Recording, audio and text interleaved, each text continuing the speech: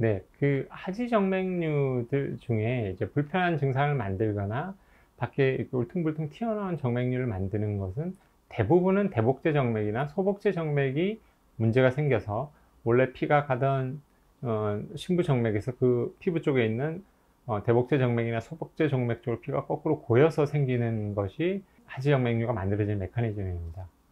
근데 그거 말고도 이렇게 이제 튀어나온 정맥류가 만들어질 수 있는 것 중에 이제 대표적인 게 관통정맥입니다. 관통정맥 쪽에서 문제가 생기면 심부정맥 쪽에서 가던 피가 관통정맥을 통해서 피부 쪽에 혈관들을 튀어나오는 혈관들을 만들 수가 있는데요. 그렇게 만드는 이제 관통정맥 중에 이 오금 주변에 있는 이 관통정맥이 밖에 튀어나오는 정맥류를 만들거나 불편한 증상을 만드는 경우가 매우 흔합니다. 흔한데 오늘은 그 오금 주변에 생기는 그 관통정맥에 의해서 생기는 하지정맥류가 어떻게 다양할 수가 있는지, 이 다양하다는 것은 그냥 일반적으로 실핏줄 정도 만들거나 거의 밖에 혈관을 만들지 않으면서 불편한 증상만 만드는 경우도 있고, 밖으로 아주 울퉁불퉁한 정맥류를 만드는 경우도 있습니다. 그래서 오금 주변에 있는 하지정맥류가 뭐 별로 심하지 않다고 놔두면 이것도 굉장히 많이 튀어나온 정맥류로 진행을 할 수 있게 되고, 그 다음에 그런 치료가 좀 더 복잡하거나 어려워질 수 있다는 것을 말씀드리기 위해서 이 영상을 준비하게 됐습니다. 이 오금 주위 정맥은 보통 이제 다리가 지금 오른쪽 다리의 뒷부분인데요. 여기 점선으로 되어 있는 것이 심부 정맥이고, 이렇게 보라색의 점선으로 되어 있는 것이 소복제 정맥입니다. 원래 이제 소복제 정맥에 의해서 하지정맥류가 만들어지려면 원래 피가 가던 길에서 소복제 정맥 쪽으로 피가 거꾸로 역류를 해서 이제 혈관들이 튀어나오게 되는데요. 그리고 소복제 정맥 말고요.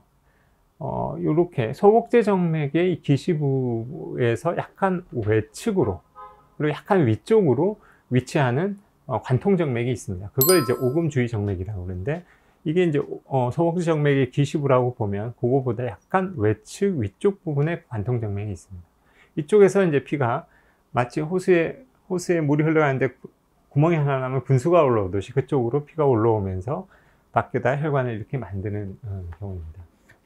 지금 이거는 그래도 꽤 튀어나와 있는 하지정맥류를 만들고 있는 모습을 볼 수가 있습니다. 그런데 어떤 오금 주위 정맥은 이렇게 아주 가느다란 파란 혈관 정도만 만드는 경우도 있고요. 어떤 경우는 이런 실핏줄만 만드는 경우도 있습니다. 이거는 이제 육안으로 봤을 때는 실핏줄만 있는 것 같지만 실제로 근막 위에서 이렇게 뚫고 올라오는 오금 주위 정맥이 있고, 그 오금 주위 정맥 끝에 이제 이런 실핏줄들이 만들어져 있는 것을 모식도로 보여주고 있습니다. 보시다시피 이런 그 오금 쪽에서 정중앙보다 약간 외측 위쪽에서 그런 정맥이 발달을 하게 됩니다. 그리고 어떤 사람은 정말 이렇게 잘 보이지도 않고 실핏줄만 조금 보이는 경우도 있습니다. 그런데 이런 걸 계속 놔두게 되면 지금 보시는 바와 같이 오금 주위 정맥이 굉장히 커져서 울퉁불퉁한 정맥류를 만드는 경우도 있습니다. 이렇게 이제 많이 커지게 되면 이 오금 주위 주변은 심부정맥과 피부 사이의 이 거리가 굉장히 얇은 곳입니다. 그래서 이 오금 주변에 있는 하지정맥류를 처리할 때, 그 관통정맥을 처리할 때는 굉장히 이렇게 조심해서 이제 처리를 해야 되는 그런 부분들이 있습니다. 근데 이게 이제 아주 가느다라면 그렇게 뭐 어렵지가 않은데요. 굉장히 굵게 이런 오금 주변 정맥이 형성이 되어 있으면 수술할 때 아주 조심해서 이렇게 치료를 해야 됩니다. 그래서 이 오금 주변에 뭔가 이렇게 튀어나오거나 불편한 정맥이 있을 때 이것을 너무 오래 놔두는 건 좋지 않고요. 간단하게 뭐 이렇게 아까 보신 것처럼 이 정도면 거의 주사요법으로도 처리가 가능하고요. 이런 거는 미세 수술과 주사요법으로 충분히 가능합니다. 그리고